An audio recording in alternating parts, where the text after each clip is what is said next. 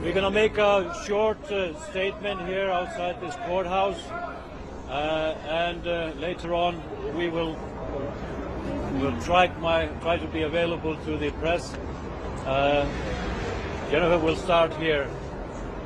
Since 2010, we've warned that Julian Assange would face prosecution and extradition to the United States for his publishing activities with Wikileaks. Unfortunately, today we've been proven right. Mr. Assange was arrested this morning at about 10 o'clock at the Ecuadorian embassy after the ambassador formally notified him that his asylum would be revoked, and he was arrested by British police.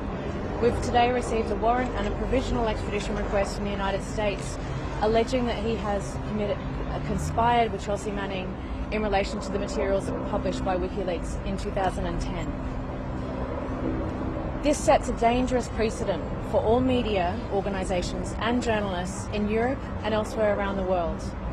This precedent means that any journalist can be extradited for prosecution in the United States for having published truthful information about the United States. I've just been with Mr. Assange in the police cells. He wants to thank all of his supporters for their ongoing support, and he said, "I told you so."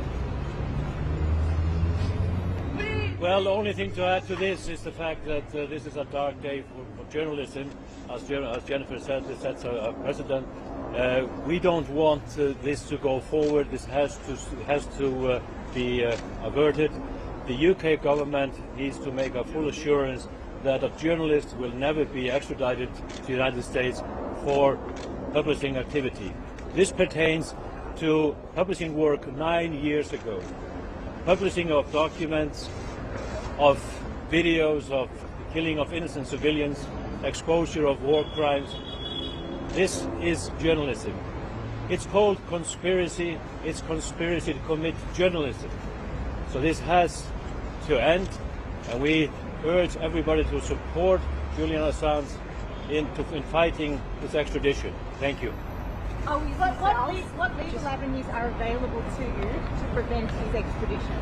We will be contesting and fighting extradition. We've requested that he now gets medical treatment. He's been refused medical treatment for the past 7.5 years, 7 years since being inside the embassy. We will be fighting extradition, and he'll be brought before the court again within the next month. We're not going to be taking any more questions today. Thank you very much. You are asking about the elements in the extradition request.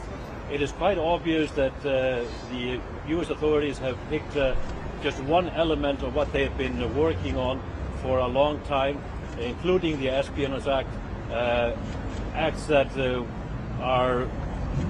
have decades in prison. There is no assurance that there will not be additional charges when he is on US soil, and I think and I believe that this was an angle in the approach to increase the likelihood of him being extradited. That is obvious. Thank you.